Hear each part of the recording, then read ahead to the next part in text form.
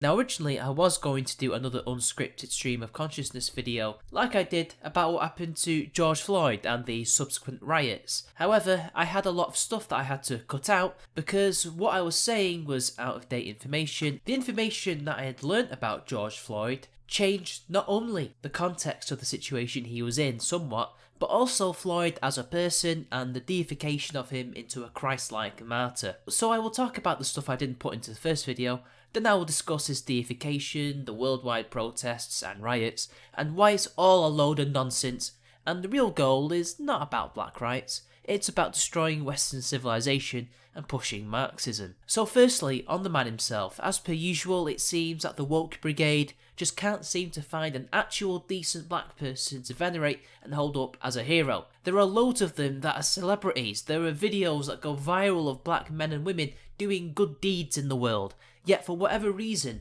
they cannot help but hold up the dregs of society as heroes. Michael Brown, Ahmaud Arbery are just but a few names of the people they have martyred. It doesn't matter that Michael Brown was a criminal who attacked police. It doesn't matter that Arbery was casing a construction site and the surrounding area to rob and had a history of crime and being aggressive towards police. In fact, the police did not even kill him themselves, but by citizens, white citizens. The point is that these are young black males that were killed by either white civilians or white cops. It's about creating a narrative that the US is still the same racist hellhole it was only 60 to 70 years ago. The narrative then creates support and then funding for these leftist organisations like BLM to do what they do. Other times it's just propping up old organisations like the NAACP that has practically achieved all its goals, much like how the National Organisation of Women in America do the same thing. You'll have heard of such things being mentioned. It's never about the goal that has been achieved, and there's always more to be done, even if people like you and I can't see it. And so, this is the context in which George Floyd was martyred.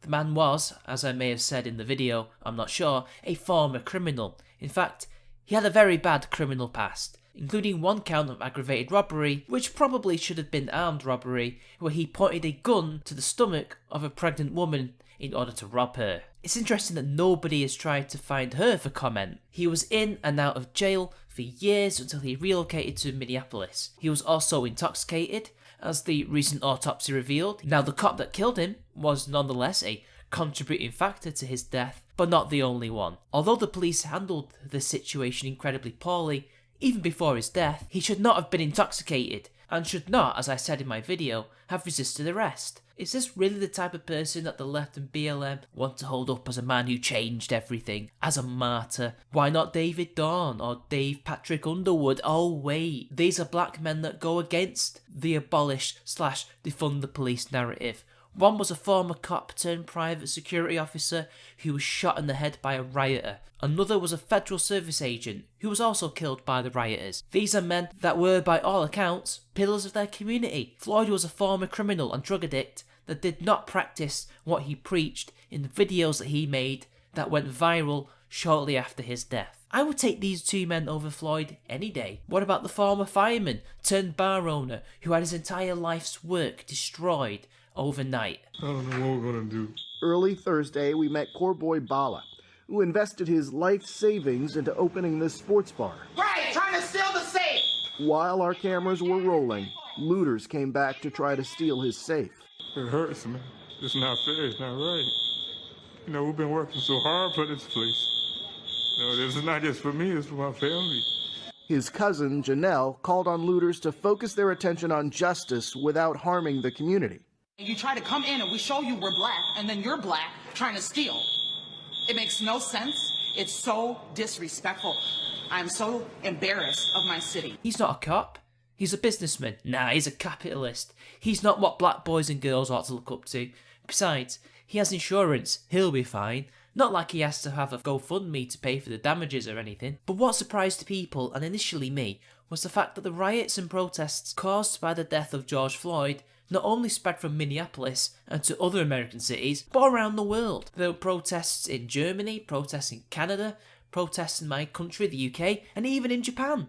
Japan! But in Britain, it got as close to the situation in the States that it could have been across the pond. The protests started in London, as they usually do, and spread to other areas, in particular Bristol. There were also 2 protests in Manchester, but as far as I am aware, they were quiet. As for Bristol and London, well, we all know what happened. In London, statues were defaced, in particular Winston Churchill, the police failing to protect them and also finding it incredibly difficult in dealing with the rioters and left-wing activists. Images of a black youth trying to set fire to the Union flag on the cenotaph was chilling. In Bristol, a mostly white crowd of left-wing activists pulled down a statue of a local businessman, Edward Colston, and then threw it into the river. Edward Colston, who was the businessman, whose many ventures also included slave trading, by the way, but the statue itself was not about the business side, but the philanthropic side of Colston, who did many things for the poor of Bristol. Churchill was, yes of course, a man who had what we would consider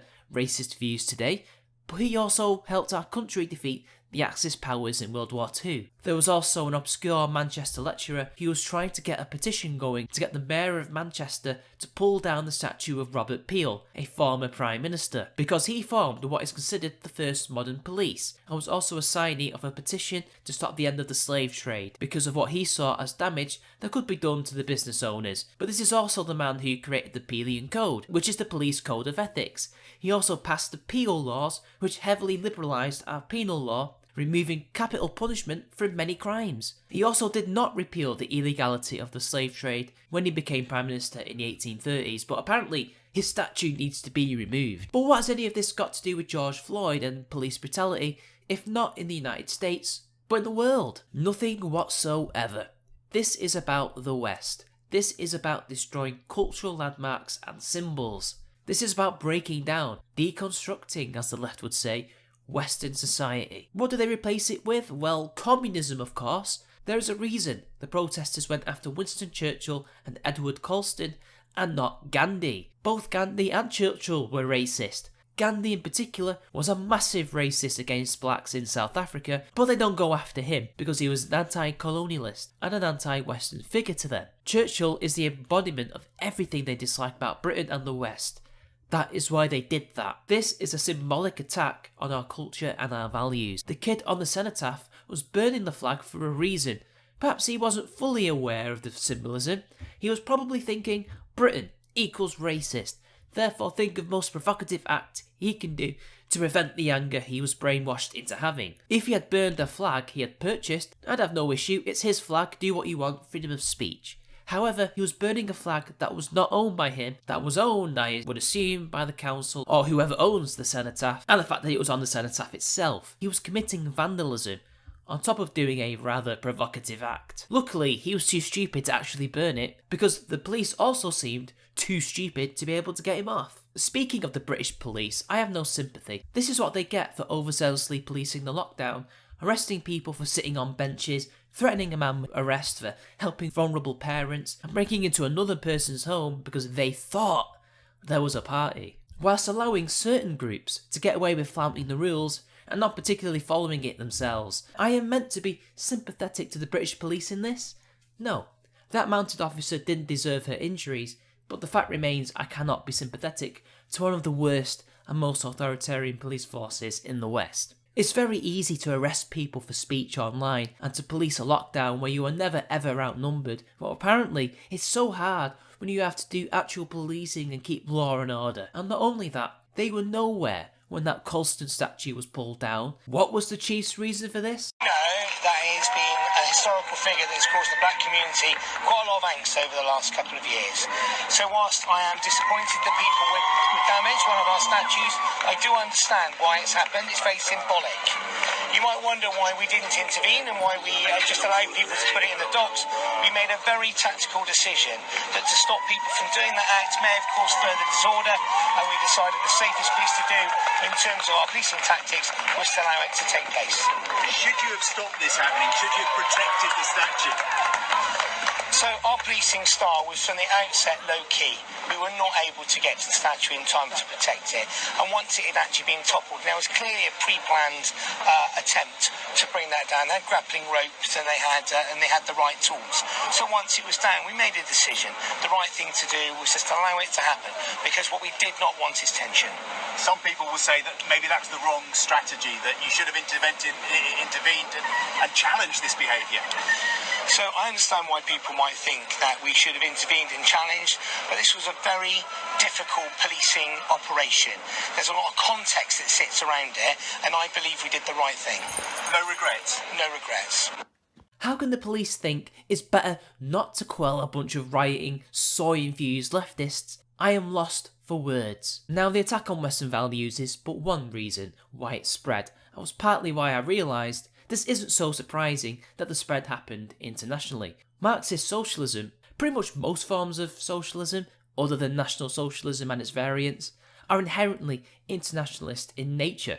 The French Revolution, where socialism was born in, was not just kept to France. The French exported it, in particular by Napoleon, across Europe, and even forays into the Middle East. The Haitian Revolution was itself an extension of the revolution. Thus, socialism inherited this internationalist bent from the revolution, and this is also a reason why there was also simultaneous protests throughout the world in 1968. Therefore, the problems of internationalist socialists in America are automatically the problem of all socialists across the world.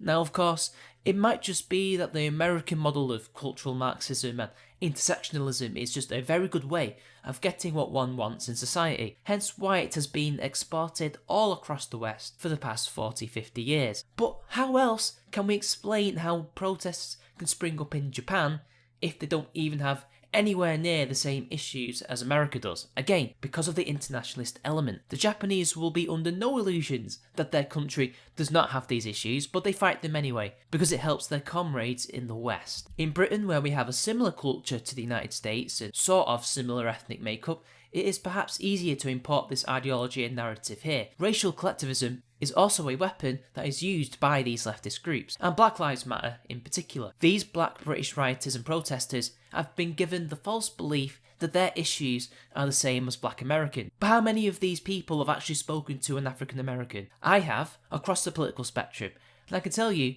they are not like black British people. Maybe it's just me being British and them being American, but to me there really isn't that much of a difference between them and any other American, white, Hispanic or whatever. And they also see the same thing in regards to British people. Their situation, their issues are not the same as black Britons and never will be. Black Britons and mixed race people like me have had a different experience. Sure, there are similarities. There is racism in this country. There was worse racism decades ago. There have been race riots before, but nowhere near as bad or as common as in America. There was no history of slaves being on at least English soil since the 1080s. There was no history of lynching, no history of state-enforced segregation. As far as I am aware, non-whites have been able to vote as long as they have had British citizenship since as far back as you can go. There was no law against it. There was, of course, the property franchise pre-World War I, and women obviously couldn't vote, but guess what? Neither could white women, or most white men too. But there are enough similarities for the lies to mix in with truth, and it's no wonder that blacks here think that they are like blacks in America. Funnily enough, the reality of crime is similar here as it is in America. Blacks commit most of the violent crimes, especially in London,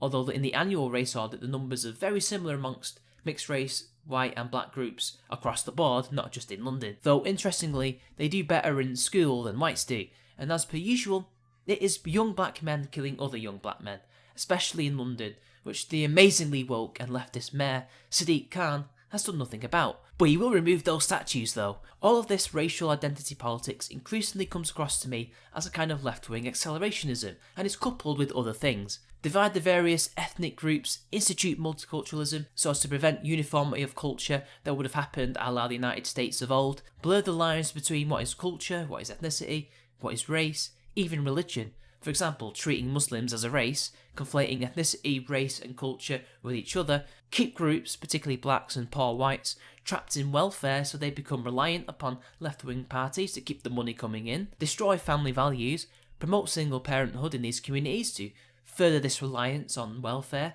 and to destroy the family unit. Socialists have always been against the family. Strong families mean strong communities, which means affluent communities. Affluent communities don't tend to vote for the left unless it's a cultural war. We can't have conservatives winning elections now, can we? If they can achieve all these things, then all the different groups in the left get what they want. The so-called moderates in the Democratic and Labour parties get their free vote farms, topped up with unrestricted mass immigration. The communists get an environment tailor-made for their ideology. The right can gain from this too. The establishment Republicans and Conservatives get their cheap labour at the expense of American and British citizens, regardless of colour. A black British person is just as expensive to a globalist as a white British person. And if enough chaos is created, if enough social decay is caused, and the Conservatives continue to be weak and acquiesce to everything, then perhaps out of the collapse of Western society, they will be the group that wins in the resulting anarchy and destruction, and their ideal society can be unleashed. You only need to see how the USSR and Communist China were created in the ashes of a fallen order. Now of course you do get examples like Venezuela where you get these types elected, but I hope you get what I'm trying to say, because this is what could happen if we don't preserve our culture and values and society. We will all suffer if these people get what they want, because even if they think we're all going to be free, we won't, but we will all either starve, become poor, or be executed in their attempt to bring about the communist utopia. Just like in the USSR, just like in China, just like in Cuba, Venezuela, Mozambique, Ethiopia, Vietnam, Cambodia, and the intermarine countries of Eastern Europe. I don't want that, and I'm sure you guys don't either. George Floyd was just a man though.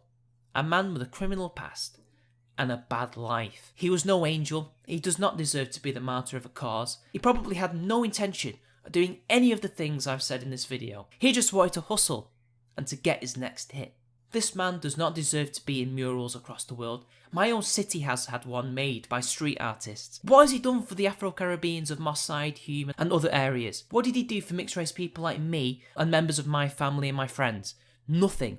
He did nothing for people in London, in Bristol, in Japan, Canada, continental Europe, and even in America. He actually did more bad than he did good in his life. Perhaps the most brutally farcical thing in this was the discovery that he had not seen one of his kids since he was 4 years old. His child didn't even recognise him until it was pointed out he was this boy's father by his mother. Not only was he a former criminal, but he could well have been a deadbeat. Or he could have been a man denied access through no fault of his own to be charitable. Truly, the person who has changed us all, Black Lives Matter. There were many criminals and members of the underclass who were involved in this violence, and were, most likely, the majority in the American riots. Who knows their reasons, but I can guess it was to get free stuff whilst the police were neutered. Maybe frustrations to be taken out on.